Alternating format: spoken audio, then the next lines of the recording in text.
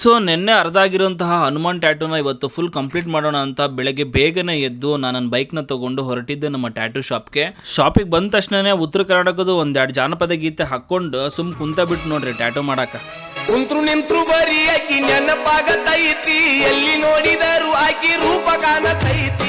ಆದ್ರೂ ಈ ತರ ಸಾಂಗ್ ಕೇಳಕ್ ಏನೋ ಒಂಥರ ಮಜಾ, ಅದರಲ್ಲೂ ನಮ್ಮ ಉತ್ತರ ಕರ್ನಾಟಕದ ಸಾಂಗ್ಗಳು.